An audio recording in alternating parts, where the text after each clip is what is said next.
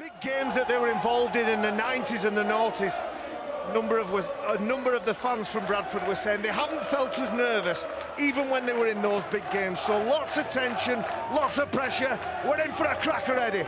We should be. It is the £1 million game, and if you use your calculators and have a look what that means, it is £12,500 per minute here today. We're underway, and let's see who wants the biggest prize that is available to these clubs in 2015. Bradford with the first use of the football, and a good chase from the kick-off by the Wakefield Trinity Wildcats, led by Joe Arundel, led by Danny Washbrook. And Bradford here now will have the devil's own job in trying to get out of their own quarter. When we were here in the opening rounds of these qualifiers before the £1 million game, the game was over really before Bradford got started. Yeah. They cannot have a beginning to a match like that again. Yeah, you're right, Eddie. And they were took apart in the middle. The forwards were totally out-muscled. They were bullied by Wakefield. And they're going to be up against a real physical Wakefield side. But all you need to do is make sure you get through your couple of set to six early on in the game. Don't make mistakes. Don't give that field position away. And just get a feel for the game.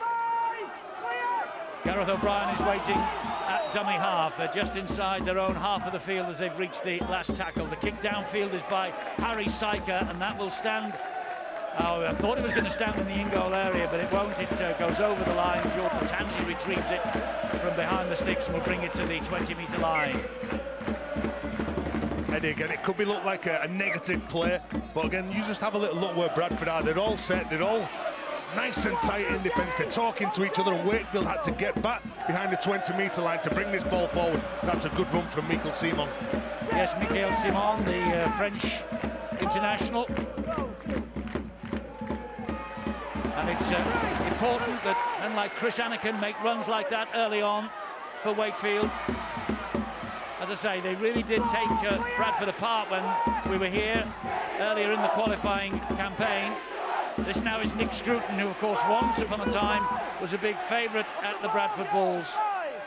250th career appearance for them in the home win in August.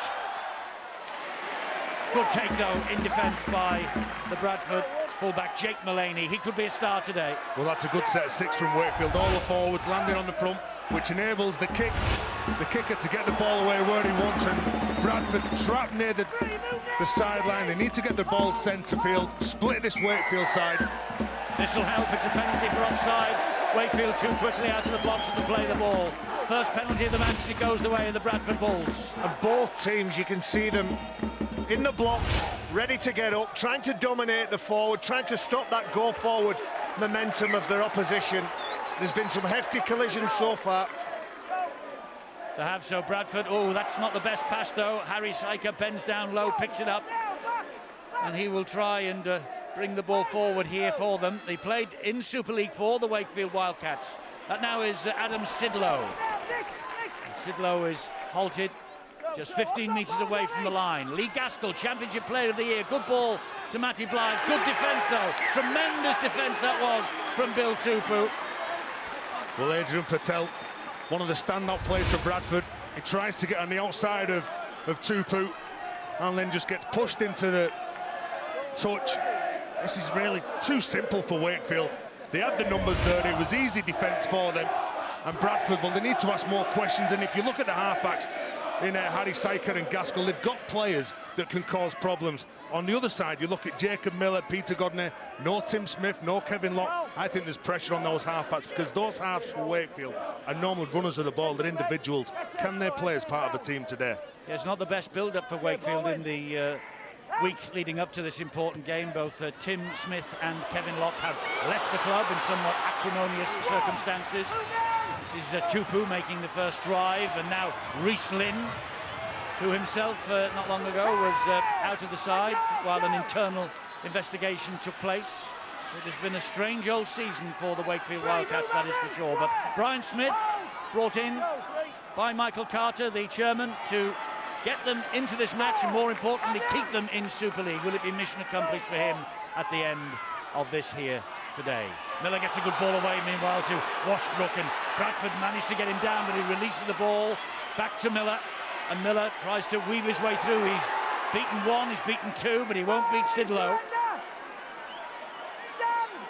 And so CO is the dummy half. This is the last tackle. Peter Godinay with a kick out wide to the right-hand side. It's knocked forward. And Danny Williams has picked that ball up for Wakefield, but it was a knock-on in the first instance. Well, that's the second time Peter Godinay chose to go to Wakefield's right-hand side, challenging Danny Williams, whether he thinks that Tupu or Riesling may have the jump on him. It's definitely a side that they're looking at. They're favouring that side with the kicking game. Adam O'Brien was the dummy half, got the ball away. He's back in there again as Patel plays the ball to him. And Matty Blythe tries to work it forward for the Bradford Bulls. Beaten here 18-48 7 weeks ago. Can they turn that round and claim their second Super League scalp? They beat Salford 41-10 on August the 23rd. If they do, it would more than justify this new system that the game has brought in to decide promotion and relegation in 2015. A bit too much weight on that kick from Lee Gaskell, but you could see the tactics. He was behind the 40-metre line. He was hoping for one of those nice bends on the kick, give his team some field position. Blythe and Nielsen doing the job on Arundel's run. Well, it's a better start than it was 7 weeks ago for Bradford already. 6 minutes we are here and still 0-0. And that's a high shot. It was far too high on Chris Anakin, so it's a penalty here to Wakefield.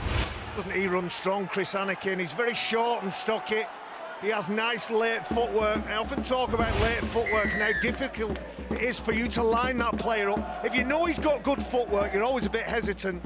And Chris Anakin, he runs with every ounce, every point of a kg that he's got, he puts into every run. Well, it was a dark, murky morning, but the sun has come out. It's now a blue sky that's shining down on these two Super League hopefuls. Wakefield trying to cling on to their status. Bradford wanting to get back there. Here is the Frenchman, Mikel Simon, signed from the Catalan Dragons earlier this year. Now the dummy half is the Samoan, Michael Sio, gets it to Miller. Miller then finds Scruton, and Scruton is just held up 3 metres short of the line. Danger here for Bradford. It's Peter Godinay. Godinay then gets the ball away to Jordan Tanzi. Tanzi standing in the tackle. Sio again. Oh, and Danny Kermond off the offload from Sio, just put the ball down. Well, Danny Kermond was thinking of passing the ball before he'd actually caught it. One of the most experienced and one of the better players for this Wakefield side, but you can see they're already going into contact. They're winning those little battles. They're managing to get their arms free, offload the ball, and that could trouble Bradford as you get nearer towards the back end of this half. Danny Kermond, really just back in the side, as you see, after a lengthy layoff. And he is the epitome, really, of this Wakefield team, 2013 Dream Team member. And it's O'Brien again from dummy half. Lee Gaskell looking to prize an opening. Dale Ferguson now will do the same. He'll trundle the ball up to the 20-metre line. Yeah, Eddie, they're looking to pass the way out of trouble instead of playing direct. See what Wakefield do, that's better. Go up from dummy half, earn yourself a penalty. Yeah, they didn't retreat quickly enough. The Wakefield forwards, the Wakefield defensive line, Danny Kermond offside. Well, you can see, Eddie, a couple of markers there weren't set. And it's just too much of a temptation for Kermond just to reach round because they'd lost that collision, because he wasn't set at marker. Easy penalty. It's good fight from Dale Ferguson as well. He takes the ball and he's another strong squad player. That's a great carry. And it's 2 men on the backsides here, and it's Nick Scruton who I think... Danny Kermond's the other one. Picked up a nasty bang. Well, it was Danny Kermond and Dale Ferguson. Teammates at one point, let's not forget, having a little tussle, left edge against right edge. And the intensity in this carry from Ferguson, nothing wrong with that. Do you know, they're two big defenders as well, aren't they? Nick Scruton and Kermond. But the way that Ferguson ran that ball in, there was only going to be one winner. And that's a fantastic carry. This is a concern for Brian Smith, because Danny Kermond only just back after being out for 12 matches with shoulder damage. Thought his season was gone, but back for this £1 million match. And they need the leader out there if they possibly can. I thought it might have been a clash of heads, but I don't think it was at all. There doesn't look much in it, but Danny Kerman, he might be down, but he's not out. How many times have these fans seen that fella get back up, get himself back in the line and crack on with his job? So the tackle count will continue after that penalty. This is tackle number 2 coming up. And Sidlow drives it in for the Bulls. Gets to his feet. Play to O'Brien. Here now is Harry Syker. Syker, good ball across the line. And that finds Albison. Scampers in again. Does O'Brien. Into centre field. And this is Gaskell. Can he weave some magic? Finds Patel. Patel gets the offload away. It hits the ground, but it's picked up by Gaskell. Desperate defence here from Wakefield, and they pull him down just 3 metres shy of the line. Up to the 4th tackle. Here is Syker again, looking for the runners. And it's that man Mullaney who ducks under one challenge that went a bit high from the standoff Jacob Miller. We've reached the last. Matty Blythe. Blythe with the looping pass to Syker. He drifts the kick in, or attempts to. Not the best. It was well done on that occasion by Michael Seo. Yeah, it was a poor kick, wasn't it, from Syker? But you've seen the threat from Jake Mullaney, the fullback, and also from Lee Gaskell and Adrian Patel in the build-up to that play. He needed to thread that through maybe a bit quicker, so the gap was there. But this is where the battle's going to be won for Bradford. If Bradford want to win this game, they need to be better defending this area. They need to put an awful lot of pressure on Wakefield, making them and forcing them to kick early, because they're not making any metres. Got an 8 dummy half, and Simon had to stretch for that. Gives it then to Seo. Seo has Danny Addy in front of him, and Paul Clough came in to add a little bit of weight as well. They're right on halfway as they've reached the last tackle. So Miller with the kick, that ricochets off ahead, and it's played at, says the referee. No, he didn't. I'm sure he shouted played at. He said not played at, which meant that anyone that was in front of the kicker was offside. So had he played it, he would have been played back onside, but he's ruled that he didn't play at the ball. I missed the word not, obviously. Well, isn't that good pressure? He was approaching the ball, though, Stuart. Approaching the ball, I think where he's got away with it, he just slightly turns away from the line of the ball and slows down. So he stopped, because he's running at him, and then he stops his run going forward. He takes himself out with that play. He does it in that case. There are obviously different cases, but he just slows down and turns his back. He's not actually making a play of the ball. Had he continued at the same pace, he'd have been playing at it. OK, so Bradford have gained some valuable metres forward, and here is Dale Ferguson for them again. Lots of pressure coming in from the Bradford Bulls on this Wakefield line. Can they find the opening? They might here with Patel. He's certainly been their star man this year. Adrian Patel, he's captain of the team. And that was Mullaney. Here's Albison again.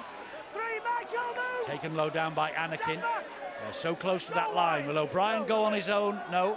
He'll give it to Addy, and then a short ball from Syker to Clough, and Clough will keep the legs driving. He's over the line, but he's held up. Over the line here. So it'll go back to the 10-metre mark, and that was tackle number 4, said Richard Silverwood. Yeah, Eddie, they were caught in two minds. Then they seen Paul Clough hitting a real hard line, so they just opted to pass him the ball. Not the best from Lee Gaskell. It was knocked on, was it? It was knocked on by a Wakefield hand. They've got good shape here, Bradford. Whenever they're on those long shifts, they're not designed to get the ball to the outside man. Here's the play from Lee Gaskell. They're not designed to get to the outside man. Every player in motion is expecting the ball, and then by sequence, it will go along the line. What Lee Gaskell was trying to do then was Adrian Patel come short off his shoulder and just run straight at Peter Godinay. He's obviously targeting the small man with the bigger man. Obviously, it didn't come off on that occasion. And the knock-on coming off the floor by Godinay wasn't touched in flight in the pass. Gaskell will be relieved about that. And here is a chance now for Bradford again. They're camped on that Wakefield Trinity Wildcats line. Back it comes to Syker again. Mullaney, it's opened up for Mullaney, gets it wide. And Matty Blythe, the flying try in the corner, or is it? That looks like a great finish, that, from Matty Blythe. Absolutely brilliant. I thought he'd blown an opportunity. First decision coming up here for Phil Bentham, Robert Hicks, the video referees. Time off. What's the decision going up to them? They've got no try on the field. I've got to put it in touch on goal. Let's check the grounding, please. So the grounding, Stuart, is all they're checking. Where was the ball plumped down on the line? That's it. Richard Silverwood thinks that he put the ball down on the line. He certainly looked pretty good at first look from where we are, but we're a long way off. Does he retain possession of that ball? I think his hand's still on it. It's on the flag, doesn't matter. Does he come down inside? Oh, wow. Has that got on the ground yet? I don't think Difficult to see. Stuart. I think it's probably got on the touchline before it actually touches the flag. Certainly managed to keep his hand on the ball all the way down. It's all down to whether he gets it on the line. Good defence by Tom Johnson as well, as he saved the try. He has. I think he actually gets his hand underneath the ball as well. What an amazing attempt here. Very acrobatic. You have to commend Bradford for giving themselves a chance and finding some space, but I'm a big admirer of Tom Johnson. We've seen some amazing long-range tries from him. What a try-saver on that occasion. And then they've blown an opportunity. It was a 3-on-2. They've gone for the long ball. They've gone to get Matty Blythe out on the edge, but great defence from that man, Tom Johnson. So Scruton will take it forward once again for the Wakefield Trinity Wildcats. It's a grand final and a cup final all rolled into one this. Another strong carry from Anakin. And what he does is he forces a lunge from Tom Alverson. Look at him with the knees pumping. And hits him right round the chops. So penalty here to Wakefield for the high tackle. And Eddie, because there's not a lot of him, but he's running that hard and that committed. There's a problem obviously with Jacob Miller.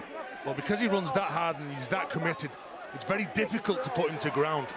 It's a drop of blood that Jacob Miller's got on his jersey. Someone else has got to play the ball here. He was taking his own ball home then, weren't he? It's my ball, I'm having it. So it just needs cleaning up. It's Jacob Miller. He's played in all 7 qualifiers and 11 tries in the 14 matches since Brian Smith arrived here at Wakefield for this rescue mission that could come to fruition here tonight. Wasp was almost through there. CO is the dummy half for Wakefield. Now they will come forward with Simon again. And Simon trying to back his way to those posts. He's held up 4 metres short. CO once again looks left and finds Miller. Miller then, not the best pass, and that's hacked forward, but that's going to be 6 to go. Eddie, there was nothing wrong with the pass. He pulled out the tackle. Dane Nielsen was in his eye line. He pulled away from that tackle. So Johnson, who saved the try at the other end just a few moments ago. There you go. There's the eye line. Dane Nielsen, the former State of Origin player. Nick Scruton drives it in, halted 13 metres away from the line. CO looks for the runners. Miller is one of them. He now is Godinay. Short ball from him. Kermon! Danny Kermon's in for Wakefield. They save the try at one end, they score a try at the other. And Danny Kermon, it looked about 5 minutes ago as if he was in real trouble after a big collision in the defensive line for Wakefield. But he's got up off the floor and he's got on the end of that pass and he scored the first try of this £1 million match. And Wakefield take an early lead. It's first blood to the Wildcats. And the full value at the opening 15 minutes have been even Stevens for me. But Bradford, when they've been down in the opposition's try line, have been unable to score. There's the penalty from Anakin. Strong running from the loose forward. Lovely play. Peter Godinay sucks in defenders. And the captain simply strolls through the gap. Good start. And Danny Kermon, like the warrior that he is, gets back up, delivers a jab, a punch, a hook, and has those fans momentarily relieved. So 4-0, and Joe Rundle here will try and add the extras, which from bang in front he should do with ease. And he does, and so the Wildcats lead here by 6 points to 0. Is the great escape on once more for Wakefield? Has Brian Smith done the job? Can James Lowes conjure up a comeback? And the Wakefield chairman, Michael Carter, no wonder he's biting his nails, because this is a massive, massive day for him. It is for the club, and that man, Danny Kermon, scores the opening try. Adrian Patel was caught in 2 minds. what Wakefield did, went out the back, and then hit the lead runner. Adrian Patel was looking at the man coming round the back, which created that space for Kerman to hit a really good aggressive line.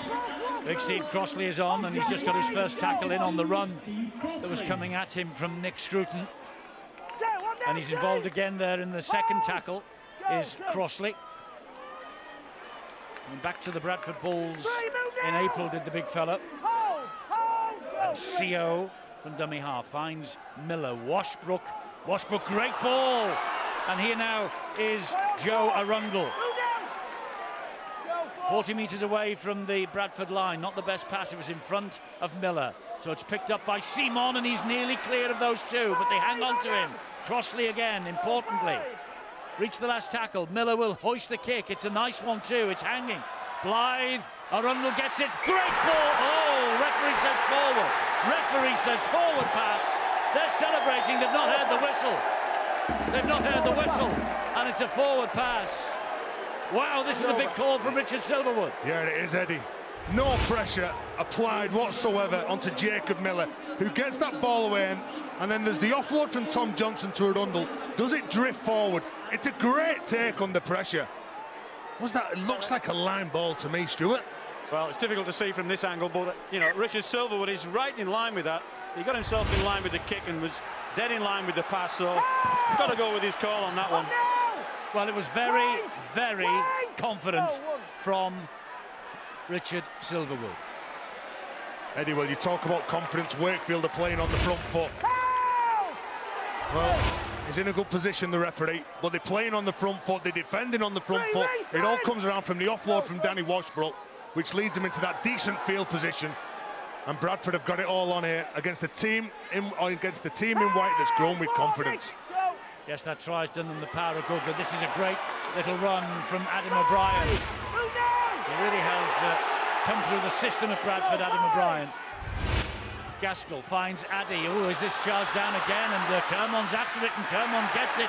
And Kermon has charged this ball down, and it is 6 to go then for the Wakefield Trinity Wildcats. Eddie said they were defending on the front foot, and Danny Kermon, that little 1%, that little effort, putting pressure on Danny Addy, and then when he turns his back, he still carries on to get that ball.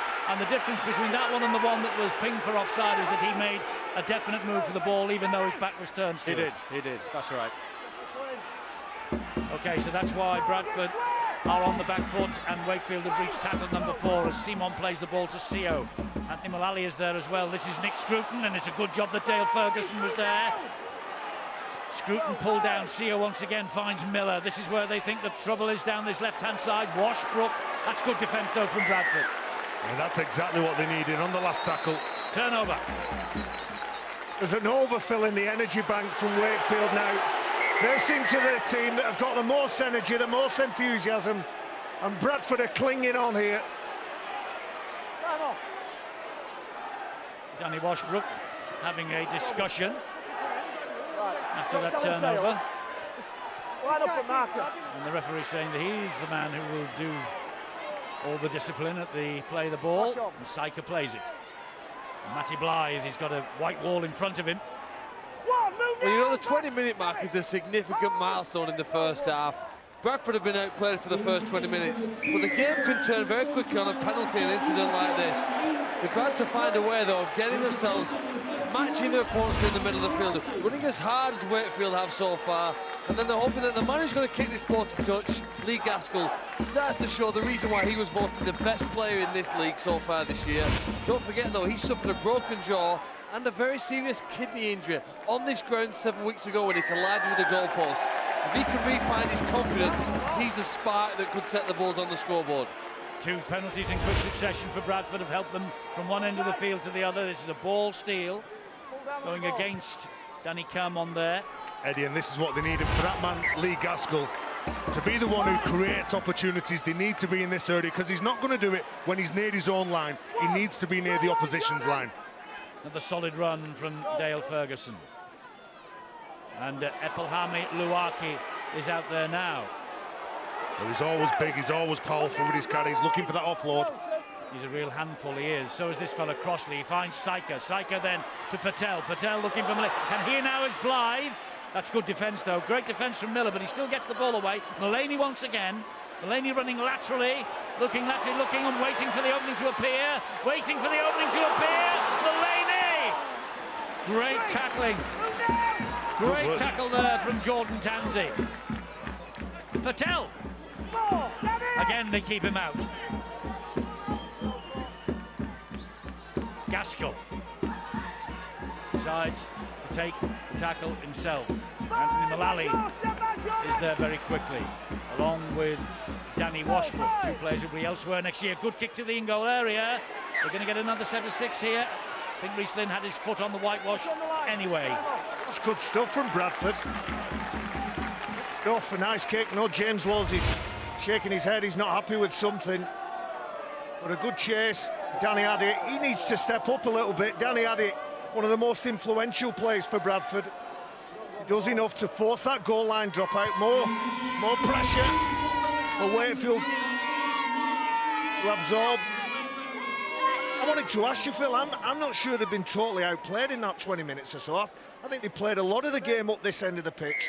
They've failed to get points, and that will be a worry for James Laws, but I don't think they've been outplayed.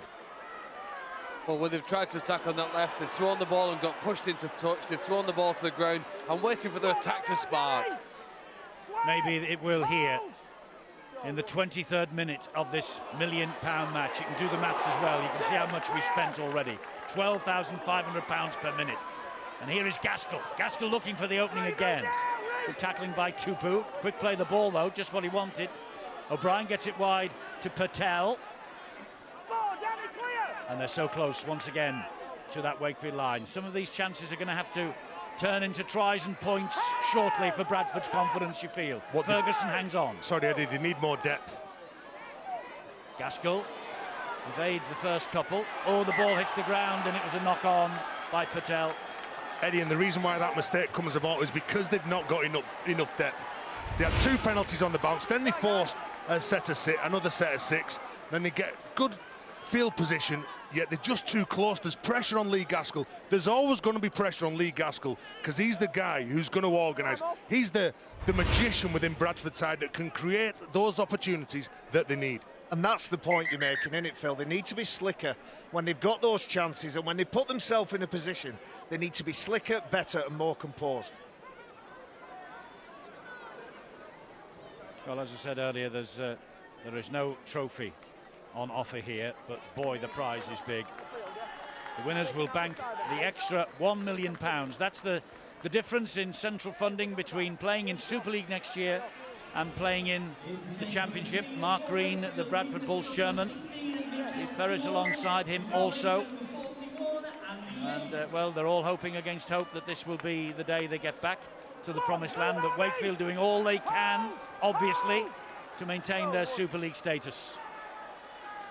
And it would be a triumph for Brian Smith if they manage to do that. Brian Smith brought in to stave off relegation. He has lost 4 Aussie Grand Finals and a Challenge Cup final during his long and illustrious coaching career. But this is a big enough prize.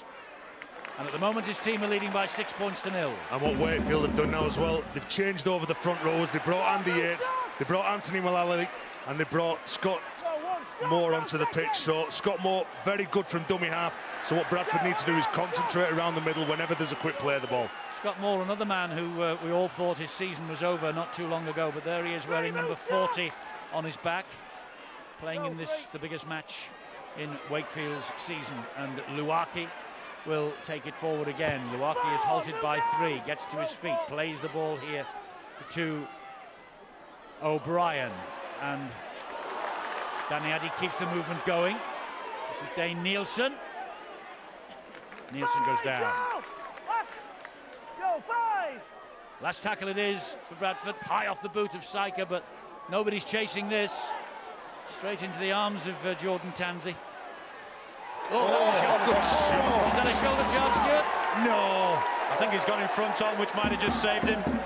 That's absolutely perfect, that from Syker. We saw when he played against Lee the other week, he come up with a similar shot. Do you know, if you make your big hits, I know that. Eddie, if your half-back can do that, your forwards need to follow suit. That's a brilliant tackle. Oh, got in there. That's another big hit. Sarkey's down. two halfbacks. It's Lee Gaskell. So first of all, it's Harry Syker, then it's Lee Gaskell. The halves are leading the way, not only when they have the ball, but in defence as well. Well, get that one marked down. That is one of the biggest hits we've seen for a while. Get them two marked down.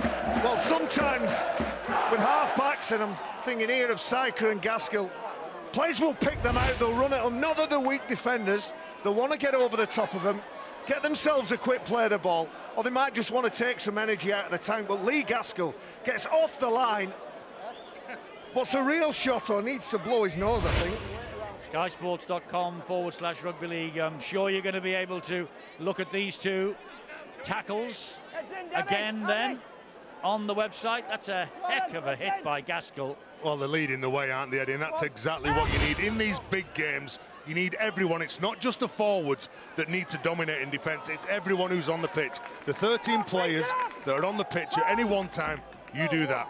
I must add the rider about that Barry and Terry's big hits feature that appears every week. Some of the tackles you see are perfectly legal. Some of them aren't. Here is Syker. Syker then across the line. It bounced off the chest of Addy. That. Play on. What's the referee done? He says play on. Wakefield have given it up because they think it's a knock on. It's come off the chest, I think. It's come off the chest of Addy. He's going to have a look at this again, I'm sure. I bet they'll give a try because they have a try on the field. Has Danny Addy scored here? One of the most unusual tries of the season. Well, he nearly gives himself away here, Phil, doesn't he? And passes it to the referee or one of his teammates. Give us the rules, Stuart, would you? Well, if it's off the head, as long as it's not a deliberate head forward, then it's play on. That's However, off the chest or the shoulder. That looks like it comes off the top of the shoulder, which would actually be classed as a knock-on. Knock-ons all the way from the fingers up to the shoulder. So where does it come from? That looks like it's a shoulder. So what about if it hits his head and his shoulder at the same time? They'd have to duck a bit low. If that's the case, he's got a bad neck if that's hit his head. Or Barry's chins. One of Barry's chins. His head and his shoulder. Well, what we've got to decide here is it off the chest? It's gone up as a try. The video referees have to be 100%. Tries chalked off. It did come off the shoulder. He just needed to duck, didn't he? Well, Wakefield had given it up. Danny Addy didn't. Well, he nearly gives it up, Eddie. Because when the ball comes off his shoulder, doesn't come off his head, comes off his shoulder, he nearly passes it to the referee. That might be the next play, the next move. They focus on touch somebody's head and everybody stands still. It's this one here, from Syker off the shoulder. Well, there you go. The game's a game of inches. So Bradford close, but not close enough. And Wakefield breathing a sigh of relief. They lead still, 6 points to 0. If I remember rightly, though, after half an hour last time that Bradford were in town in August, the game was over. They were way ahead of them at this stage, Wakefield. Move now! Hold! Go, two. Terry's desperately looking through his notes to see just what the margin was. No, I wasn't looking for that, Weren't you? I thought you No, were. I wasn't looking for that. No, it's This is it's called research. Terry. This is Move, pre-slim. Adam!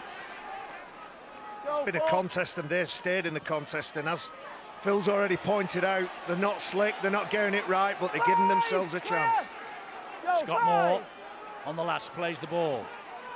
And here is Kermond. His try separates the two sides. Mullaney is content to let that go touch and goal. He's got a shove in the back for his pains too from the Wakefield skipper.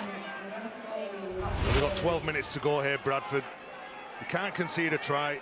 It was Tupu who gave him the shove in the back. I apologise to Danny Kermond. I'm sure he'll forgive you, Ed. Luaki's looked powerful, hasn't he, since he's come onto the pitch? Move, Andy! He's got rid of a couple of players when he's carrying the ball. He's landing on his front. This is the man for Bradford, though, if he can get it sorted. Nielsen takes over from Gaskell. Two, Jacob up! He's come back into the side at just the right moment for James Lowes. Addy, who had the try disallowed just a few minutes ago. Rightly. And a long kick downfield from Syker is over the head of Tanzi. It's a great kick, this. I bet Tanzi won't be running at Syker.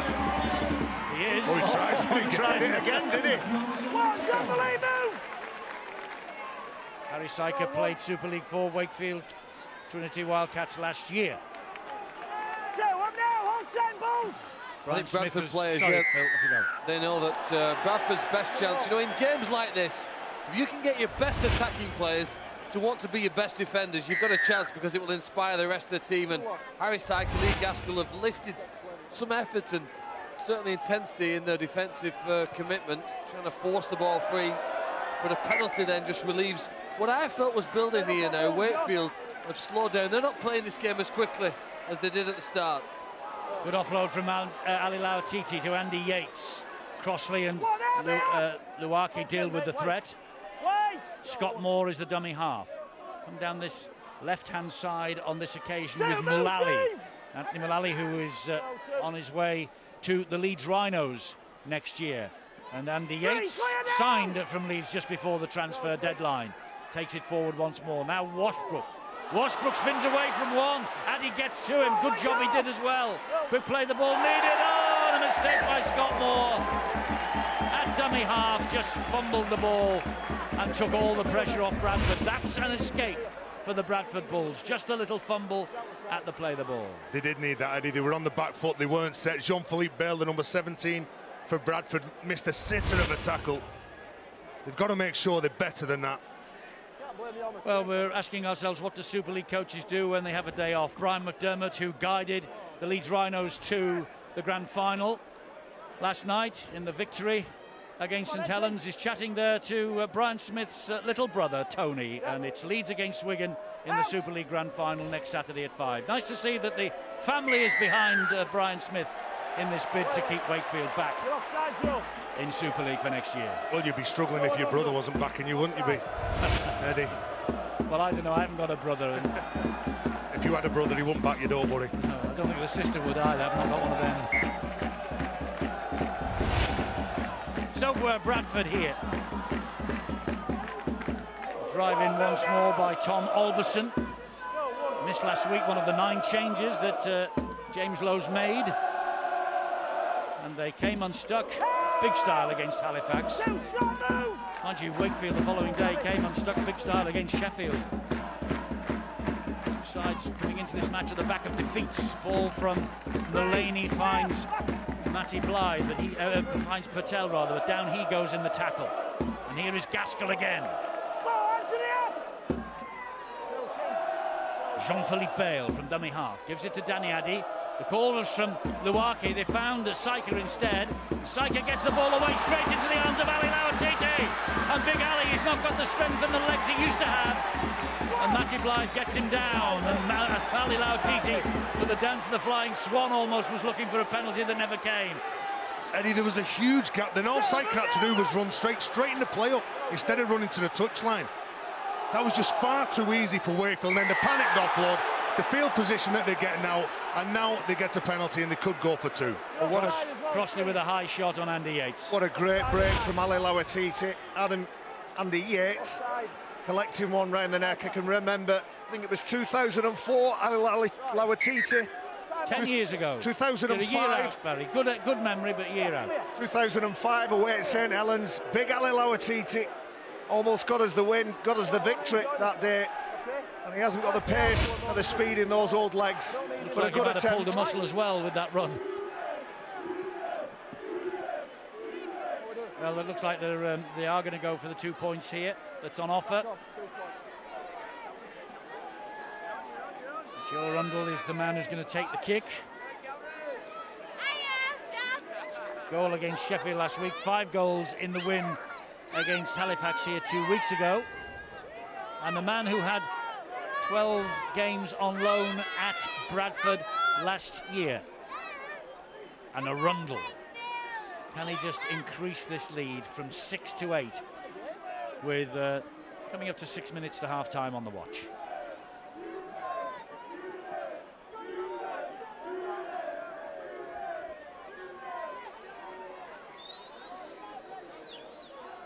Well, we saw last night in the Super League semi-final, didn't we, that St Helens took a penalty to get an 8-point lead. And it looked as though it was going to be gold for them, but in the end they came up with silver, and Leeds won that match in the end.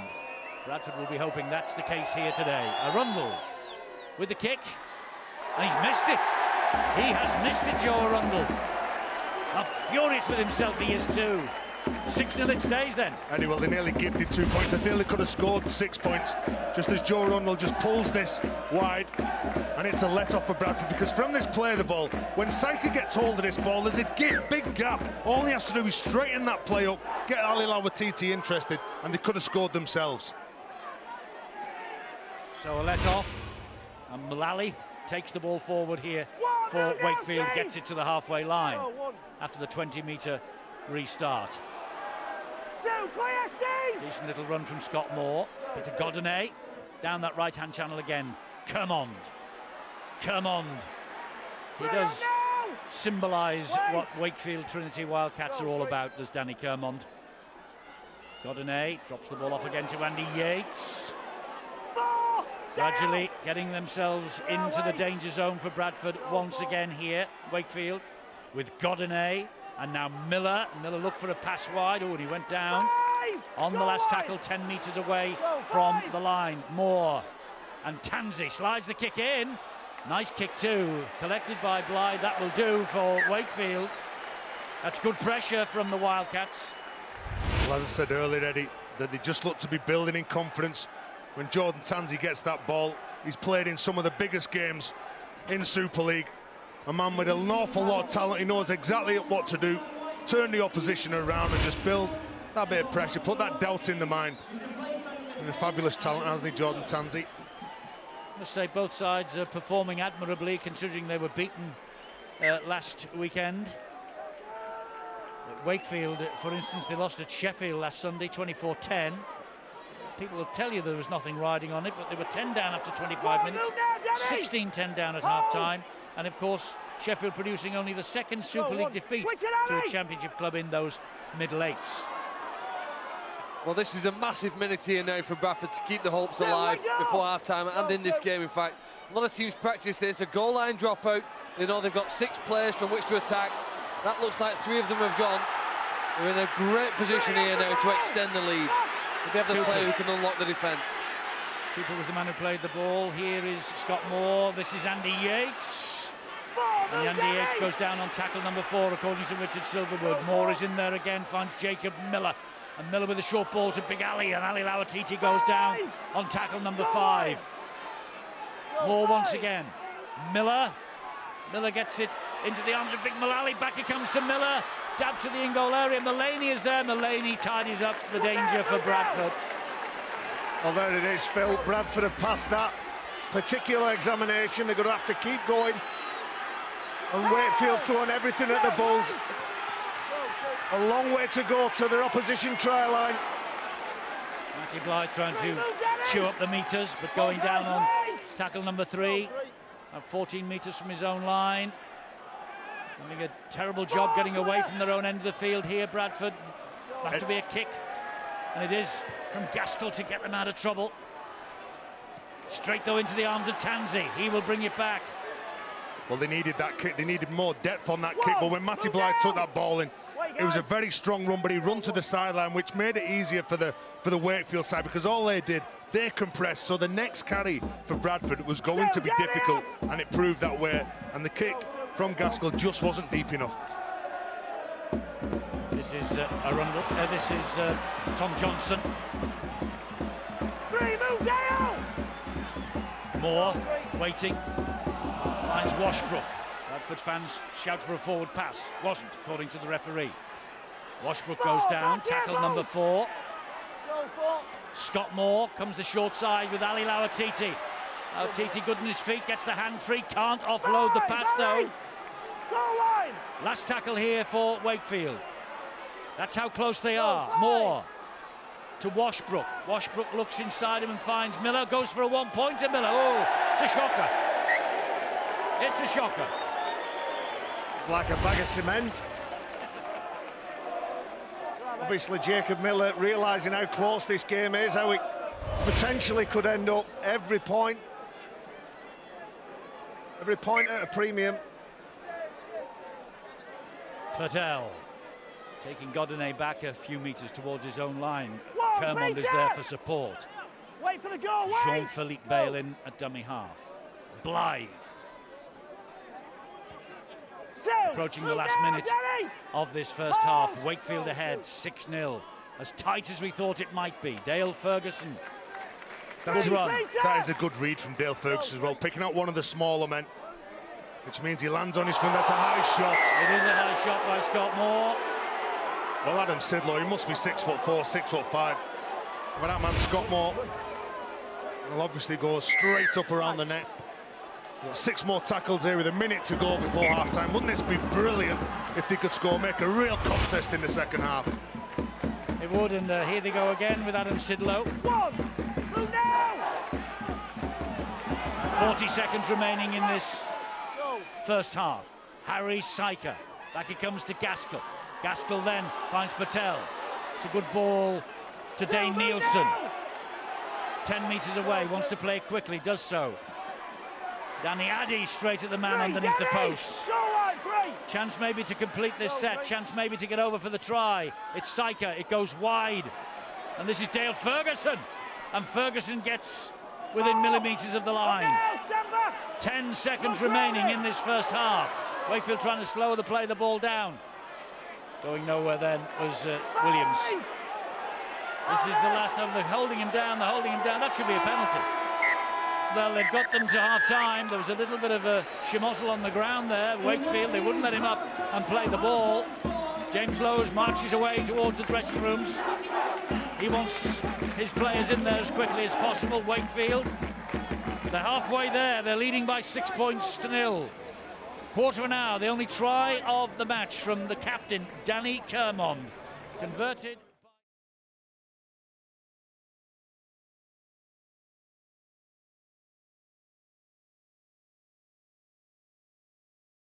We are 40 minutes away from knowing which of these two teams will be involved in Super League next year. Bradford getting the second half underway, courtesy of Danny Addy. And what their supporters will be worried about is the fade-outs that they've suffered over the past few weeks in these qualifiers. They conceded 40 unanswered points in the second half last week in the defeat against Halifax. Obviously, they cannot let that happen again. Eddie, you'll only have to look at 3 of the last 4 games. They conceded 42 points versus Widnes, 36 points without reply versus Hull KR Halifax, and this is what they need. They're looking at Wakefield, they're looking what's in front of them. They've made a mistake here as Anthony Mullally gets up to play the ball. He doesn't plant it, he loses the ball, and there's a big problem. There's a huge problem with Ali Lawatiti. And I think the big man will be coming off now. He's tried to run it off. The injury to his hamstring, which is heavily strapped. And Michael Simon, well, it looks like he's the man to replace him. That's a huge lift for Bradford, because that man can create a try out and often, he can create space out and often. He pulls in 2, 3, 4 defenders. You think you've got him, you think you can take him to the ground, but then obviously he can't. And he can't make the substitution yet until this scrum has been formed and until the ball's back in play. Well, Lawatiti packed down in that scrum. He's gone over to the left-hand side. Now he's looking to this side to see whether he should come off, and he does. He limps his way off the field. Simon comes back on, but meanwhile here comes Dale Ferguson for the Bradford Bulls. That's a blow. I don't think we'll be seeing Lawatiti again before the end of the match, and I think that I'm right in saying this is his final game of his long and illustrious career. This is his last match in a rugby league jersey, so that's the end of Ali Lawatiti. Been a great servant to the game. This meanwhile is Lee Gaskell. Back it comes from him to Addy. It's a classic example of how Bradford's attack not good enough. They've passed it to a player who's got almost 3 of his own teammates in front of him when he receives the ball. They've now lost the ball and they play the ball, and it's a very difficult thing for them to turn around. The timing of their attack isn't good enough. Can they switch that on? It's very, very hard here now, midway through this match, to function with the fluency that's required to score some points. Phil, I'll go back to what I said in the first half. They need more depth. They need more depth to attack the line, because they're not pulling players out. Danny Addy's caught in 2 minds. He goes into that tackle. There may have been a hand in there from Wakefield, but he's got to keep a tighter hold onto that ball. So Wakefield escape, and Tupu will try and bring it forward here for them. Tupu in centre in the last 8 matches. Another big run from Wakefield. Bradford just sitting back on the heels defending. Miller trying to prize an opening, gets to halfway. And gets the penalty, does Miller, because he was more enthusiastic to get up off the floor than the man who was doing the tackling. And it's Danny Addy as well, who's coming back here. Alberson's all over Jacob Miller. Danny Addy just getting a touch frustrated as well. The man who made the mistake close to Wakefield's line. And it's quite sad, really, the way that career finishes for such a good player in Ali Lawatiti. Would have liked to have played it, got Wakefield back into Super League. He's been a fabulous servant for not just Wakefield, but for Leeds Rhinos. Great servant to Super League. Indeed so. Chef Walker as well, the Bradford skipper, he is done for the year at the end of this. He would love to see his team back up into Super League at the end of the season, if possible. There's a long way to go yet. Oh, it is a stroll in for Anthony Mullally. And that could be the killer blow, perhaps even as early as this at the start of the second half. Bradford's heads have suddenly gone down. The support has suddenly gone quiet. And Anthony Mullally, who came up with a mistake that gave Bradford an opportunity at one end, ends up on the end of the pass at the other and scores the try. 10-0 Wakefield. Well, isn't this just too easy? Here's the penalty. You can see Alberson all over Jacob Miller, trying to help his teammates get back, get set. And when Scott Moore goes from dummy half, you see Dale Ferguson. He's looking at the man who's coming out the back with a skull cap, Peter Godinay. You've got to get your bodies in front, and there wasn't a hand laid on him. That's poor defence. Michael Carter, the Wakefield chairman, celebrates with the supporters. He has been nervous as a kitten all week about this, because it's such big bucks, such big stakes for him. And the gamble, if it be called a gamble, of bringing Brian Smith halfway around the world, might just be paying off. And Jordan Tansey is the kicker right in front of the Bradford post. While all that was going on, I was looking at the Bradford players behind the line. There was nobody really rallying the troops, shouting, bawling, pointing, pushing, shoving. They look a little dispirited, and I might be misleading everybody, I might be misreading the situation, but they look a bit dispirited at the moment. And Tansey adds the extras. It's now 12-0. Eddie, that was the point I was going to make. James Laws, he was absolutely fuming with his side last weekend against Halifax. He accused them of waving the white flag and giving up. And he said, if I've got players like that in my team, I'll get rid of them, because I don't accept that. It's a big period for Bradford now. Eddie, and coaches who are like James Laws, yeah, we'll concede some tries, go around us. You don't come through us, though, like that. Get your bodies in front, look to whack the opposition. If someone the size of Anthony Mullally's running short, off a hooker, close to the line, you've got to hit him. Get in front of him. Listen, it's not what happens, it's what you do about it, and that's what Bradford need to focus on right now. They've still got a chance here with over half an hour left and only 12 points behind to win this game and put themselves back into Super League next season. But they need to improve, obviously, on what they've done so far. And when they're making tackles here now, I think the meters made after contact by a lot of the Wakefield players, as in that example there by Kermond, is greater than that from Bradford carrying the ball. That needs to be redressed. OK, let's go down to the sideline. Angela Powers is there with the half-time news. Well, as a man of few words, Brian Smith, he said to me, they've no complaints about anything except what they can't control, and I just couldn't draw him on anything else. That was quite a cryptic message, but there you go. From from the other side, from James Lowe's, there was one word really that they were looking at, and that was patience. Just have patience here. Do everything that we've practiced in the week. Things will come good, but they've got to work for it. High off the boot it goes from Jordan Tansey. This is a high, towering kick, and they've allowed it to bounce. Mullany allowed that ball to bounce. Oh, now Ferguson's knocked it on. He'll be furious, James Lowe's. Absolutely livid. Well, Eddie, Jake Mullany in his debut season here, he does all the hard work. He gets to where the ball is going to land, and then he pulls out of it. Your job as a fullback is to jump up and pouch that ball. Don't look at the opposition players around you like you did on that occasion. You're putting your teammates under pressure. Dale Ferguson, it was left to him to try and get the ball, regather the ball, and then they make the mistake, because Dale Ferguson, what he's thinking is, where is my fullback? Well, James Lowe's won't particularly enjoy this ground, because he took charge of Warrington for the very last time here in 2009. They lost 22 points to 48.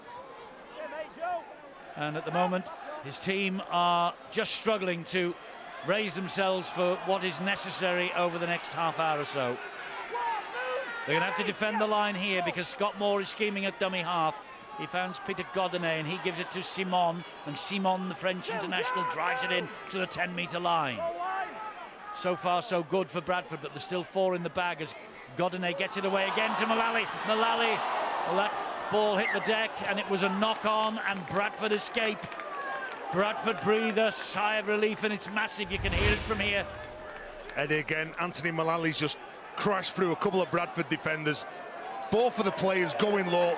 They need to make better contact. Alberson loses Mullally up top, and then Saika, well, he's just clinging on for dear life. So yet again, it's another opportunity gone begging for Wakefield, but that's a let off for Bradford. Wonder if Anthony Mullally is aware that his new boss next year, Brian McDermott, is in the stands here today, the Leeds Rhinos coach. Wakefield man, of course, but a Bradford legend. There he is, Brian McDermott. And Mullally will be playing for the Leeds Rhinos next year. He signed a 3-year deal with them, former Widnes man, and he will be, more importance to him at the moment, in charge of the Rhinos' bid for the treble at the grand final next Saturday. They need something special, Bradford. Blythe tried to provide it then, and he's struggling to try and get to his feet, or maybe get the penalty from the referee. Not coming. Scott Moore wrestles the man to the ground. Gets the penalty this time, though, because Jean-Philippe Bale was fighting to get to his feet. There was nothing special or spectacular about that. It's about a bit of energy, a bit of attitude, run hard, play the ball hard. And Bradford need to spend some time down here. It's only 12 points, 2 tries difference between the two teams. Well, maybe they're excited now because they are inside the Wakefield Trinity Wildcats half of the field with Mullally, and he cuts inside a couple, then loses his feet. Miller did well. Jean-Philippe Bale again. And Danny Addy will take it up the middle, trundling it down that centre ground. Bale once more, off the ground, he finds Harry Saika. Saika taking it to the line, that's better. This is Big Dane Nielsen. But Wakefield muscling up in defence, bring him down. What a chance for Bradford here. With Saika again. Now Lee Gaskell. Gaskell finds Patel. Patel gets the ball away brilliantly. What a try for Danny Williams. What a pass from Adrian Patel. I don't think Williams could even believe that that had come his way. That's better, he'll say, James Lowes. Suddenly the white flag's gone down. And suddenly they're thinking maybe they can get themselves back into this game. They have with the try from Williams. Beautiful stuff from Bradford. What an offload. That victory for Bradford against Lee Centurions a couple of weeks ago. The bloke right at the front of it for the Bradford Bulls was Adrian Patel. That's a pass and hope, more than a calculated pass. He goes into contact, into collision, throws it where he thinks his defender or his attacker is going to be, and Danny Williams and the Bradford Bulls, they've got a foothold in this game at last. Well, that makes my top 5. What a brilliant try. The significance as well, Eddie. You know, look at the difference in the body language now from the Bradford players. You commented a few moments ago, under their own post, they look dejected, dispirited. Here now, they've bounced back into their own half. The crowd who've travelled here to support them today have found their voice, and boy, we've got a real game on now. We have, and all they need is for Danny Addy to add the extras here, and it will be game on again. A piece of brilliance from Adrian Patel.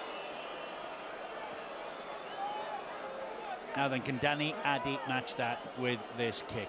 Big kick for Danny Addy this is. 22 goals in these qualifiers. Make that 23. Oh, only just! Off the beans on toast, Eddie, they all count. Do you know, he had to keep his nerve there, didn't he? It just snuck over. That man scores the try, Danny Williams. But what about this pass? I think this pass is absolutely pure class. And the more times this man, Adrian Patel, gets his hands on the ball, the better the chance of Bradford have got to go on and win this game. When they played against Lee, very right, like you said the other week, Barry, he was man of the match. He was the standout player. A tremendous performance on that occasion, and be looking to back it up today.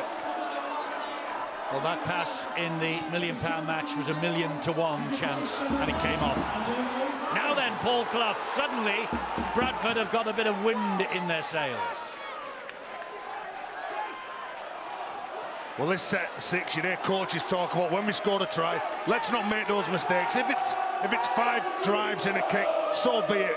If it's a couple of drives, don't look to get overconfident as they look to shift this ball to that man, Patel, but I'm sure they'll be looking for a decent kick. I wonder whether there'll be a point in the game when James Laws thinks it might be worth the gamble of putting Lee Gaskell out into the centres and Adrian Patel a little bit closer to the action to getting more touches. Well, here is Gaskell. Takes the tackle, and it's the 5th tackle, so last one coming up here. Syker's kick is high. It's claimed by Armstrong, but Blythe in very quickly to cut him down. And it was a brave take as well, that, because they were hurrying down the pitch from Nielsen in particular. He just missed him, but look at this now, the energy levels after they scored a try. Bradford getting off the line, trying to intimidate the opposition. This is where they need to be clinical, need to be disciplined. Don't give that penalty away to relieve these meters. Simon will take it forward again for Wakefield. Now we've got a match on our hands. Scott Moore. They've reached the last tackle here. Good defensive set from Bradford this. Miller with the kick downfield. Will turn Matty Blythe around. Great kick. Blythe will pick up pace. And he takes the first tackle. And I'm not so sure that whether I would take Lee Gaskell, put him in the centre. I'd probably look at putting Matty Blythe in the centre and moving Adrian Patel into the forward, so he's playing in that middle role. So they've still got Lee Gaskell, they've still got Syker, they've got Patel all around where the play the ball is. But don't, I don't know, substitute one for the other, because all 3 of those players can be the difference in this game. I don't disagree, Tez. I think that first 40 minutes, they didn't ask enough questions, and both me and Phil commented on they weren't quite as efficient as they should have been. And it gets to a point in the game where... oh, great ball. Here's Mullaney. Mullaney on the end of that Gaskell pass. Mullaney, he's got past the first defender. He can't get past the next. It was Tupu who brought him down, and they're scrambling back Wakefield. Eddie, and a big effort from Jacob Miller to get back, to prevent that ball going to Lee Gaskell. Otherwise, that was a certain try. Here he is, Patel. Gets it wide to Syker. Syker further wide it goes. And here is a chance for Nielsen. The ball comes back. Oh, it's all over the shop. And he touches down Matty Blythe. The referee's having a look. He's not going to give this without a reference upstairs. This could be a try, this. They've got a try on the field again. I think it hits one of the Wakefield players, bounces forward off the Wakefield player. Matty Blythe puts it down. Yeah, I'm with you, Barry. And that's how the referee's seen it. He just wants confirmation, and why wouldn't he with what's at stake of what's happening here? So that's okay from there. It's gone backwards. It's gone backwards again into Washbrook, which bounces it forward. So I think this will be play on. You know, the ball clearly goes back into Washbrook, providing the grounding's okay, which it is. That try should be confirmed. Why doesn't Nielsen put the ball down on the first attempt? He looks like he's over the line already. There's the line. It's definitely come back, there's no doubt about that. This one here. Pitts picks it up. It's going backwards. It is going backwards. Yeah, is the grounding okay? There's nothing wrong with the first couple of things. Is that grounding okay? Yeah, it is. Fine. I think Bradford have fought their way back into a match that was desperately looking like it was slipping away from them. Matty Blythe, have you scored in the £1 million match? Yes! They have.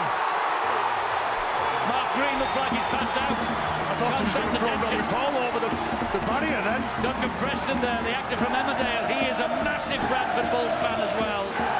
They're all here today to cheer this team back to Super League. They're 2 points off Wakefield with a kick to come. Well, you'll always go through phases in the game where things go for you, things go against you. And when Adrian Patel, we were talking about him getting more in field, he does that. Good break here. You can see the effort from Jacob Miller to prevent the try initially, because the ball couldn't go to Gaskell.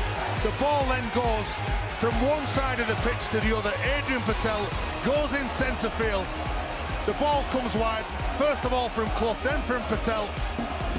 Saika at the line, Nielsen going really hard, offload the ball, no problem whatsoever. Matty Blythe goes in for the try to make a game of it here. But James Laws last week, he questioned the character and commitment of his team. I don't think he'll be able to do the same this week. They're in this fight now, they give themselves a chance. Believe you me, many have thought about throwing Robbie Paul off the top of a very large drop. Give him his proper title, Barry. He'd be very upset with you. Robbie Hunter Paul. But hey, we're in a £1 million match. This is a £1 million drop. Can he kick this one? No, he can't. Just shy of the posts. 2 points in it. A good break, good execution, good conversion. We talked in the first half about Bradford's lack of ability to take advantage. They did, they made a break, they split the Wakefield defence in half, and it's Matty Blythe. Try confirmed on the big screen for Matty Blythe. Remember last night at Headingley we saw a 40-20 brilliant kick from Kevin Sinfield, changed the course of history for the Leeds Rhinos. Has that pass from Adrian Patel changed the course of history for Bradford? Well, it was a miracle pass and it could be worth £1 million. But Brian Smith, who's coached over 1,000 professional games during his coaching career, has just made a tactical change. He's brought Nick Scruton and Chris Anakin back on the field, Eddie. They were very impressive at the start of the game. He's hoping that those two forwards in the middle can tighten up the Wildcats and turn the tide. Well, the game is up for the winning now. And here come the Bradford Bulls once again with Danny Addy. O'Brien is the dummy half. It comes into centre field to Saika. Saika then, oh! He just held on, didn't he? Somehow he held on. Jay Pitts.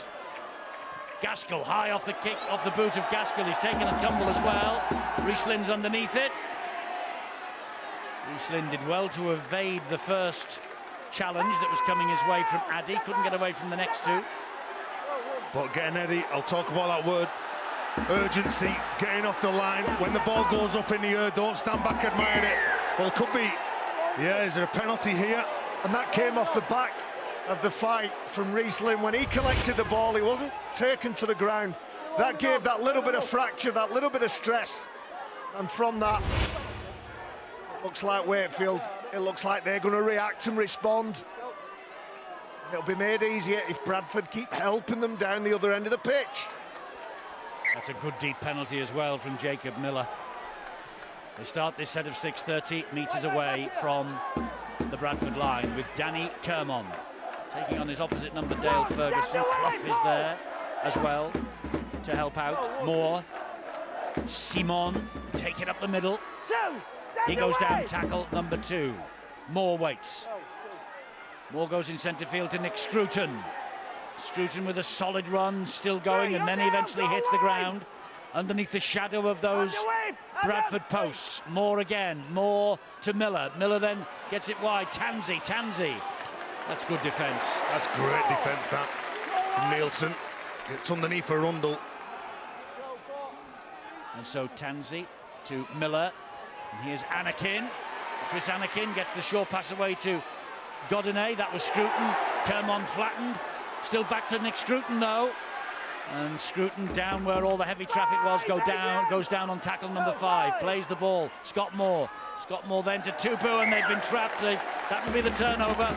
Solid defence from Bradford. They were looking to run it on the last play. And Bradford, well, haven't they grown an extra leg since they've come up with a couple of tries? Absolutely brilliant. All the players getting involved now, defensively, offensively. Clough looking to find some space. Not dominated here. Good run from O'Brien. Along the ground he finds Addy, and then Addy gives it some width and finds Saika.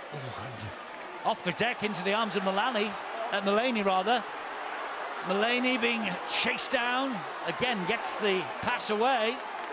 But they're not making any ground forward, Bradford, on that move. No, and they don't need to panic as well, Eddie. They don't need to pass the ball on to somebody else because the other players aren't in better positions than them. All you need to do, get back, get down, play the ball as quick as you can, see if you can play off the back of that. And Nielsen goes down on tackle number 5, 40 metres away from the Wakefield line. He's into centre field to Syker, he turns it back to Gaskell. Gaskell makes a little half break. There is O'Brien, and here goes Clough. Clough puts the kick in, and it's easy for Tansey, and it's broken field for Tansey. And Tansey is still going. Jordan Tansey eventually is grounded by Matty Blythe. It's hearts in the mouth time here for both sides. Eddie, and that's the experience that Jordan Tansey brings. He gets down, he doesn't panic, he knows that he's broke free, he's not trying to score a try on that opportunity. Tupu. Tackled by Patel, helped out by 2 more. Sidler was one of them. To Godinay. Simon. Straight at Danny Addy. Eddie, there's a worrying sight about 50, 60 metres down. Danny Kermond limping away in the background. He's trying to make his way back into the line. Scott Moore gives it to Jacob Miller. Miller then finds Washbrook, and Washbrook scores for Wakefield. Danny Washbrook for the Wakefield Wildcats. And Michael Carter, well, he's as delighted now as his opposite number was a few moments ago on his farewell appearance. Danny Washbrook, before rejoining Hull next year, and he celebrated that try as if his whole career depended on it, Danny Washbrook. Well, here's where Bradford get up the other end of the park, and this is brilliant play from Jordan Tansey. Just have a little look at this here. He's not waiting around for any of his teammates to catch him up. All he knows, he needs to get down, play the ball. He doesn't panic, and this is the second try that Wakefield have scored close to the line where the defence has just been split. The first one was Anthony Mullally, and this one comes about from Danny Washbrook, again, just hitting a good line. Well, Jacob Miller cleaned up in the awards at the end of season function for the Wildcats. You see Michael Carter fist pumping, and it was from the pass of Jacob Miller, who his teammates, his team, his fans, his coaches all see as integral. And so far during the season, they've had some tough days here. They've had to learn some harsh lessons, but because they played against good teams who've shown them how to play the game at the highest level, you'd like to think they've learned, they've absorbed that information, and now under the guidance of Brian Smith, they're producing some excellent plays. For Jordan Tansey, he's been drawing deeply to try and get some air into his lungs after that run. And he's the man who has the kicking responsibility here to stretch the lead to 8 points.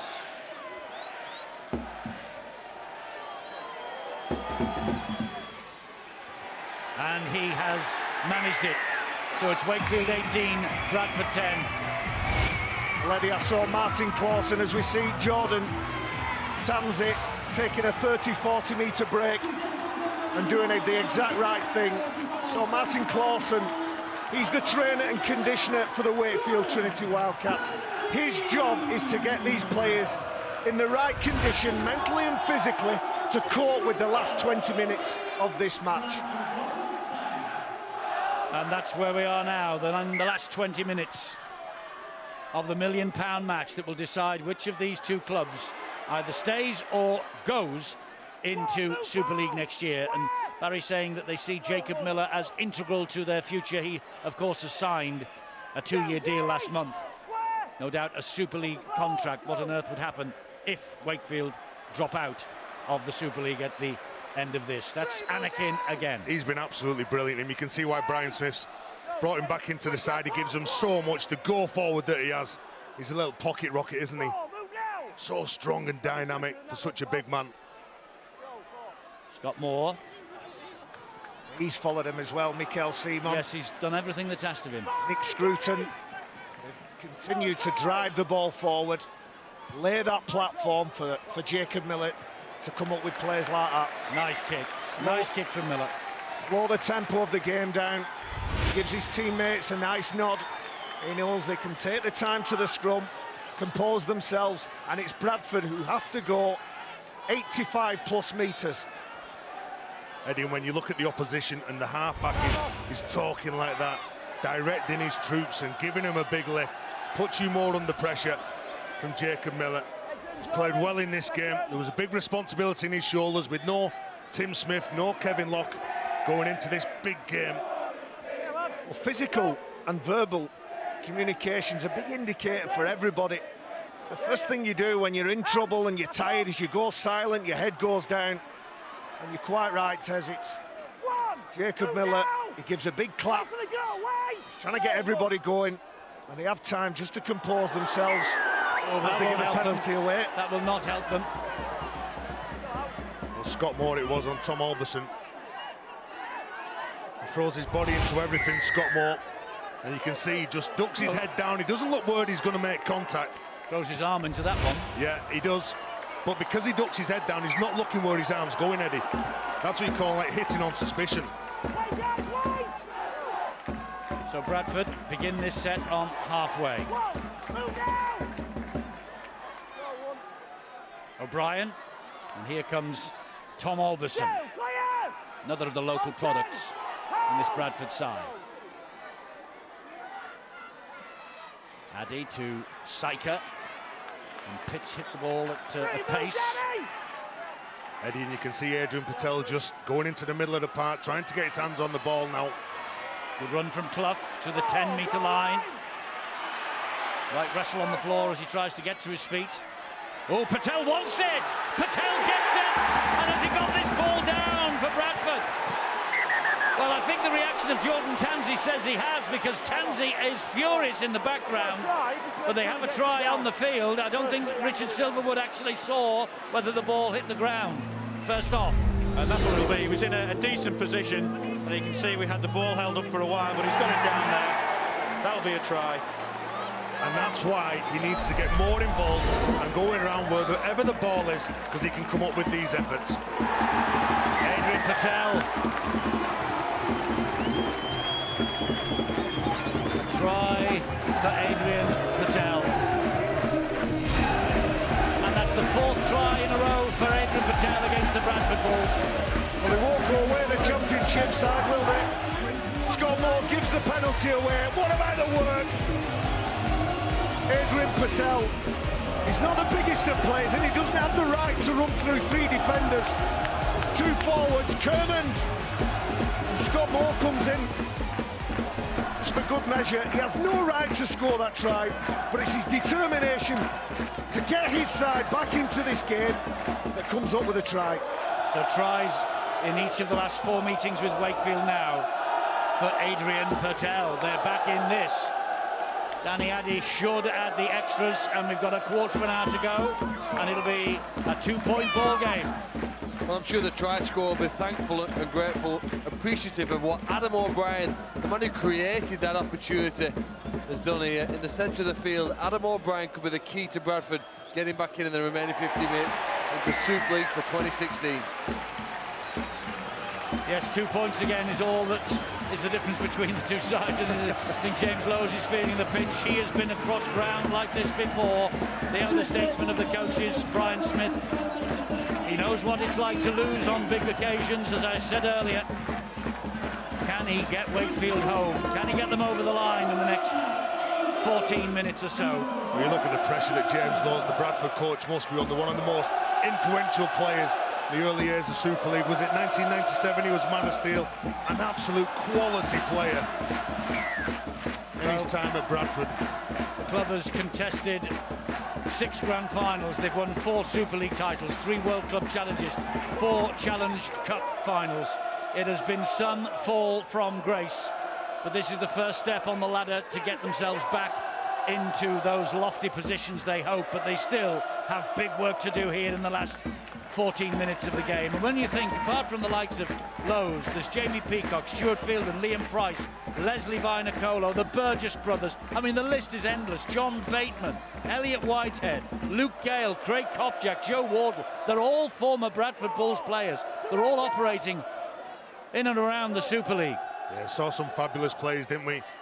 When we used to line up against them, Eddie, talked about the awesome foursome, but the wingers were just as big as the prop forwards. They were devastating Bradford in the early years of Super League. Tansey just manages to pick that up off the ground. Gaskell's kick downfield. Gaskell, following his own kick up, gets the first tackle in with a little bit of help from Paul Clough. Godinez. And here is that man, Johnson. And again, Eddie, that's a good sign. Lee Gaskell, talk about effort on efforts. And Danny Kermon's in a right old state. I don't know how he's staying out there on the field. It's just sheer will and determination. It's keeping the Wakefield skipper out there as he watches from the other side of the field as Simon takes this ball forward once again. Such a courageous effort from Kermon, but I think he's bowed to the inevitable. He comes off and Kensio comes on. Again, Eddie, if you're a Bradford player, there's no Danny Kermon, there's no Ali Lawatiti. You're 2 minutes behind on the scoreboard with 13 minutes to go. But look where Bradford have to start this next set, and they have an injured player themselves. It's Jake Mullaney, isn't it? You see Nielsen saying that there's a bit of a head clash, there's a problem with him. Sorry, Tez, that puts extra responsibilities. We see the catch from Mullaney. Ooh. One of those crusher tackles that doesn't look nice. It's accidental though, isn't it? Yeah. In the act of trying to tackle the player, he ends up almost with his head in his stomach, midriff. There's no intent in that, but, you know, in the same way, the players have to be aware of the way a player's going to the ground. It's a difficult one. Yeah, it is. It's difficult to pull out with them, Stuart, because you've done your job, you get down there, you tackle the player, and it's very hard to pull out with that when you're taking the man to ground. Well, Bradford know and Wakefield know that the next 12 minutes will decide their immediate futures. It's been a great contest. It really has. The £1 million match living up to its £1 million billing. And Gaskell goes for a long kick at 40-20. Does it have the legs? Does it have the legs? No, it doesn't. Tansey's over there to cut it off. Look at that chase from Gaskell again. He's a good player. He's a good player, the left winger, Tom Johnson, for Wakefield. He's going to be a great player in time. Eddie, you talk about the desperation in both sides. There's lads here that if they lose this game, they'll wake up tomorrow, they'll be unemployed. They need to go out there and give it absolutely everything. You're talking about your families, your mortgages. You can't just sit back and just hope that one of your teammates do something. You're the one who's got to do the little things that will get you that result. CO to his feet, plays the ball to Scott Moore. That was Danny Washbrook. Here is Anakin again.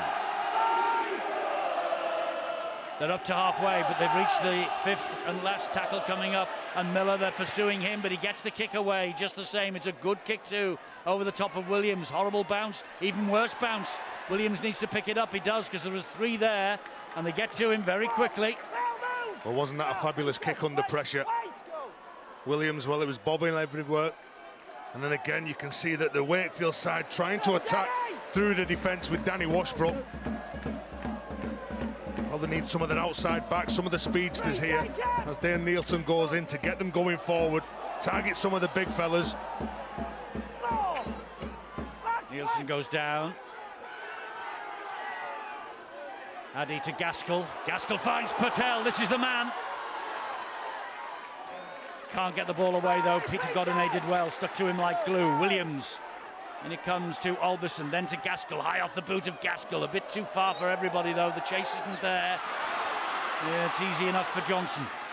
We run this ball back now. Well, Eddie, if you can't make when the ball goes up into the order contest, you've got to at least find the ground. If you find the ground, you're going to get the players that all darting, trying to pick it up, and then that's when your defence can try and take over. Into the last 10 minutes. Next try, next score is the winner. There's some tired bodies, there's some players walking out on the feet. They know there's a lot at stake in this match, and you can't afford, as Tez quite rightly said, you can't afford to leave anything in your tank. I'm going to go back to Adrian Patel. He's got the key to this victory for Bradford. Oh, maybe this fellow has, Chris Anakin. Anakin is ploughing up the middle. Anakin is pulled down. Desperate defence from Mullaney. Here's a chance for Scott Moore to clinch it. And they've kept him out the other side of the whitewash. That will be the turnover, is it? Oh, hang on, the referee might have seen something here. Tackle 5. What's his decision on the field? No try. Sorry, I was going to say that they had the numbers on the right side then. When you have a break, when you concede a break like that, Chris Anakin, again, he's been absolutely fabulous. The ball needed to go right. If this doesn't get down, another opportunity, say it again, you don't get many, it's missed. And who's in the frame there? Who's the player lending his way? Adrian Patel. He stops that initial break, albeit he doesn't make the tackle. Stuart? I don't think there's any way that ball's got down. certainly from the decision. Well, you can't blame Richard Silverwood for just checking when there's so much at stake. I think this will be his call, his original call that the ball was held up, and we should start with a 10-metre play the ball to Wakefield.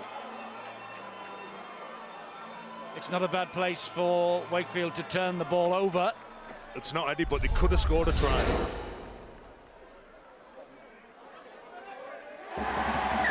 Bill Bentham, Robert Hicks agree with the on-field decision by Richard Silverwood. So they start from 10 metres out. It was last tackle as well, so it's a handover. Ferguson. Now then, Wakefield will be content to keep this Bradford team penned inside their own half if they possibly can. Tell you what they could do with doing when they're down there here. Maybe borrow Chris Anakin, put him in a Bradford shirt and send him the opposite direction. A good metres forward by that man Patel again. O'Brien, and here comes Alberson to Addy, to Mullaney, Nielsen wide they go to Matty Blythe. Already got one this afternoon. It's a good cart upfield this though from Bradford. Jay Pitts upended by the tackle low down by Anakin. They've reached the last. Now then, can they force a repeat set? Can they produce something extra special? High kick looking for Danny Williams.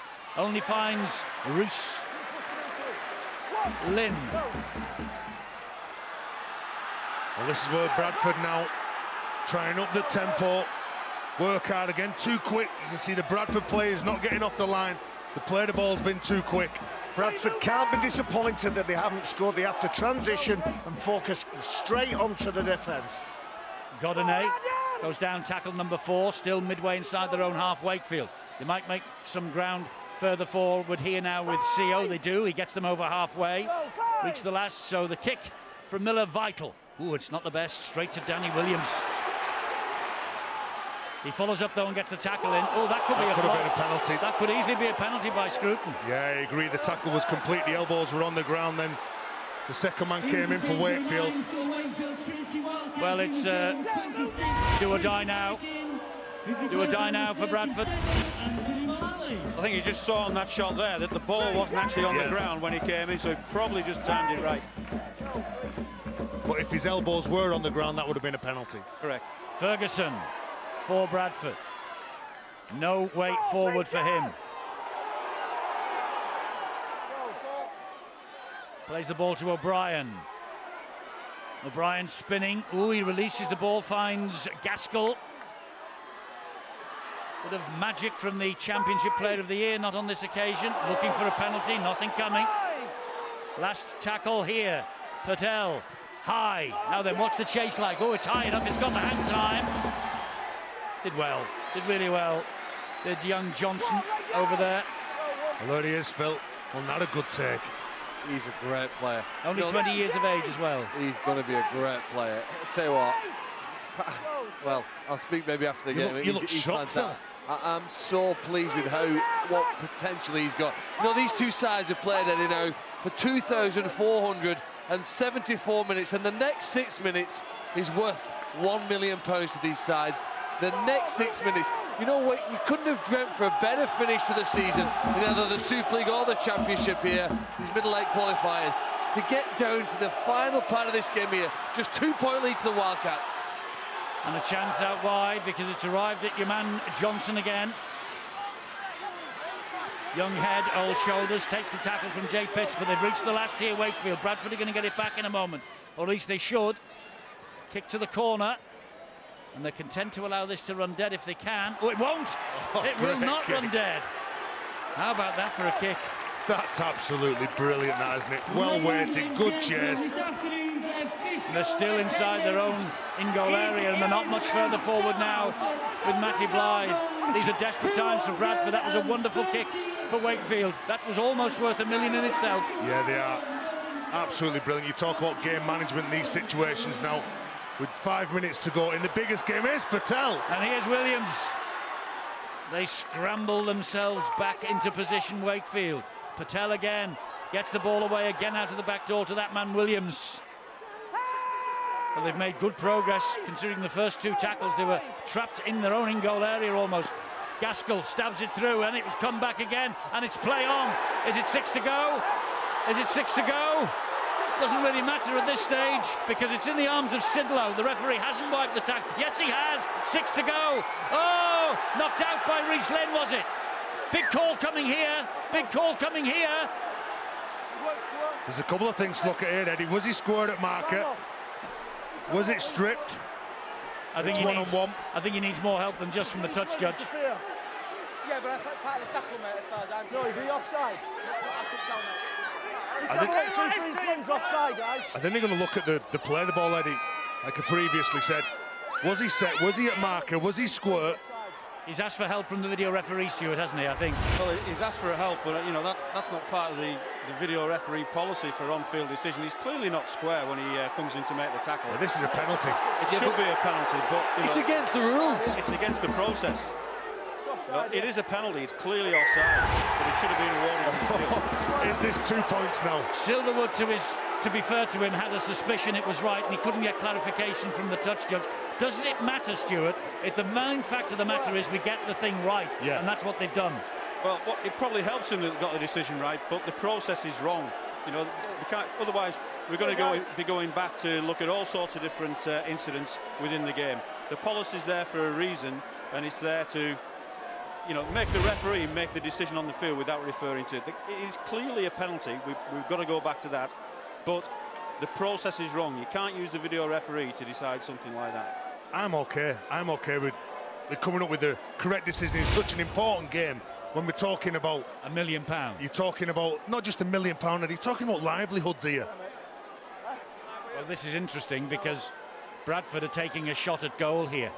It's very interesting because if they get these 2 points, they'll then have to receive a kick-off. They'll be closer to their own line, and that does add some pressure. Just with the penalty. And a possibility of extra time and golden point. I thought the penalty was awarded further in than where the position. Well, let's go to the video referee again. Is that what you're saying? Well, he's been there once already. Oh, well, there you go. He's moving, and he's just urged you. I didn't think I was. He's just urged you, Stuart. You see, Stuart Cummings still has influence in this game. Well, maybe that's why Bradford decided to take the kick at goal. This is like one of those kicks at half-time in the Super Bowl, isn't it, where you can win £1 million. Wow, this is... And you know, Eddie, this is tense. Well, Danny, I tell you what, if I can't watch this. You turn away, Eddie. Will you tell me what goes on? I'll tap you on the shoulder. So, Danny Addy to take us to 18 apiece with less than 3 minutes to go. Has he ever kicked a bigger one than this? Back on. He's missed it. He's missed it. Eddie, and by choosing to go for the goal, there's a minute gone off the clock. So now they probably only have the ball 2 sets of 6 to get back in Super League. So that's the gamble, whether you score the 2 points, then you make a mistake near your own try line, the opposition scored a try, and if you don't, the clock is still ticking. And you can see Wakefield, well, they're not taking they're not rushing it, are they? The clock is held up, though. You're right. It is now. And he's saying, Jordan Tansi's saying one set, defend this set, and we're back in Super League. Yeah, 1 set, 1 minute's work. And Bradford probably looking at the clock. There'll be 2 more sets, 2 more times they'll have hold of the ball. Well, Sidlow and Gaskell almost got in each other's way then. Clough with a charge down the middle of the field, but only 3 or 4 metres. Approaching the last 2 minutes of this game. Ferguson, they've got to... Oh, that's a great run. They stripped the ball. Stripped it. Godinay Was the 2 men in the tackle there? Well, they picked Peter Godinay out because he is one of the smallest men. I feel there was 2 men in the tackle. Here you go, there's 2 men, there's 2 poor fall off. There's Simon in there. Well, I think he's broken the tackle. I think that's all right. 1-on-1. He didn't actually get part of the tackle. He got a hand on him, but he didn't fall off. He's broken the tackle, so that's okay. James Lowes and Carl Harrison in the dugout didn't agree. Well, such things can decide matches. Oh, it's so tense here at Bellevue. It's the last tackle, and it is a charge by Scott Moore. It's a charge by Scott Moore that will take Wakefield back into the Super League. The try is given to Scott Moore, and Michael Carter, that's what it means to him, the Wakefield Sherman. There's no coming back for Bradford now. Scott Moore wins the match. In the Super League Dream Team in 2009, Scott Moore. This is what dreams are made of, and this is what heartbreak and nightmares are made of for Bradford. They are back in Super League Wakefield. The 4 Super League clubs have survived this middle 8 qualifiers. Eddie, there's always going to be winners and there's going to be losers, and Bradford, well, haven't they played their part in this fabulous game? And Scott Moore, remember him making his debut for St Helens when he, as a 16-year-old, a fabulous player, an awful lot of talent, and that's just clinched it, hasn't it? Wakefield back in Super League in 2016. And the man who scored this try, Scott Moore, has missed the last 6 games. He last played on the 9th of August. He was brought back by Brian Smith today to help win this match for Wakefield, and that's exactly what he's done. Eddie, it's the experience, it's knowing how to get around the pitch, it's spotting that gap. He plays what he sees. Does he drop the ball? Does he ground it? Yes, he ground it because his wrist was on top of it. Oof. And it hit the ground simultaneously with the ball. They've won it, Wakefield. They have survived the great escape again. 2001, 2002, 2006, 2011, 2015. This club has flirted with relegation.